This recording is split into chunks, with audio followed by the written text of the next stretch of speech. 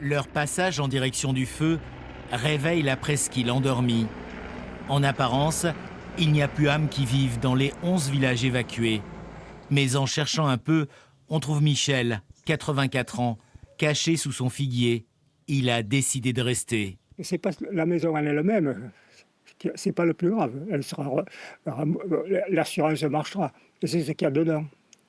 Parce qu'il y a beaucoup de souvenirs. Ça m'a retenu. Beaucoup. J'ai eu peur, c'est vrai. Mais j'ai encore peur. Parce que ça peut venir chez nous. Mais malgré tout, vous restez ici. Ah ben oui. Ah ben oui. Michel vit à 2 rues du bassin, à 2 rues des vacances d'habitude. Mais le silence saisit. Les bateaux ne bougent plus. Les plages sont désertes. Au milieu de ce monde sur pause, nous croisons 2 touristes, Corinne et Stéphane, des Robinson prisonniers depuis une semaine. On s'est couché le jeudi soir. Bon, comme on est en vacances, on avait éteint les téléphones.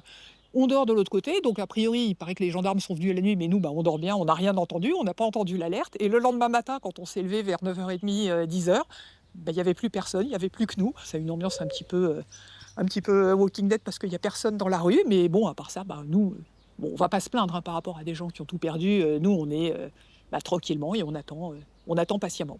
Ils espèrent maintenant regagner Paris.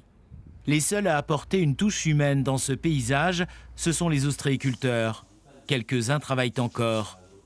Philippe, lui, trie son atelier. Là, on en profite pour réparer, faire des rangements. Et surtout, on est resté dans les villages pour surveiller les villages, je veux dire, pour éviter le vandalisme. Et si éventuellement le feu arrive, qu'on puisse être les premiers à le circonscrire. Voilà. Au village de l'Herbe, en temps normal si fréquenté, tout s'est arrêté. Sans ses habitants, la presqu'île est fantôme. Sans ses vacanciers, la presqu'île est morte.